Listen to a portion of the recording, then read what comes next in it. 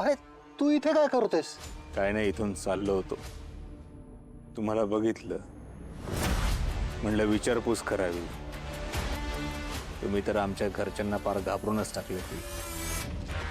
काय म्हणे, कुंडलीत आमच्या शनी आलाय, काहीतरी संकट येणार आहे माझ्यावर.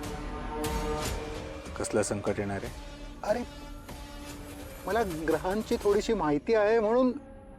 पण तुझा तर विश्वास नाही ना. जाऊ दे ना, सोडून दे ना त्या गोष्टी. सगळं सांगितलेलं खरं होतच असं नाही. नाही, माझा विश्वास नाहीच, पण आमच्या आप्पांचा विश्वास आहे. त्यांना सांगितलेली कुठलीच गोष्ट आजपर्यंत खोटी ठरली नाही ना. ते सोडून द्या तुम्ही, ते शनी वगैरे, ग्रहांची वक्रदृष्टी, हे सोडून तुम्हाला माझ्याबद्दल काय समजलंय?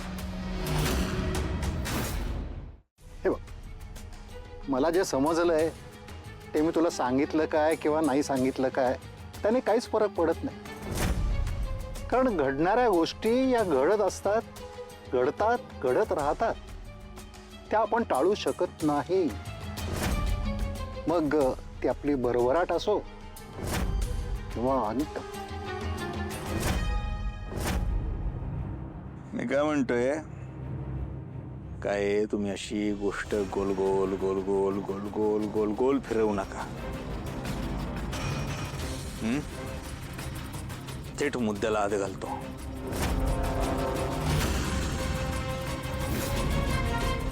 तुम्हाला हे माझं भविष्य सोडून द्या. भूतकाळाबद्दल काय समजलंय? हो, समजलंय. काय? म्हणजे जे सगळ्यांना माहिती आहे. बापाच्या जाचाला कंटाळून तू घरातनं निघून गेलास आणि मग कलकत्त्याला गेलास आणि आता परत आलास, इतकंच. एवढंच कळलंय? हो, आणि तेही इतरांकडून. अरे हात पाहून एवढं सगळं कळत नाही रे बाबा. त्यांना कळणंच तुझ्या फायद्याचं आहे.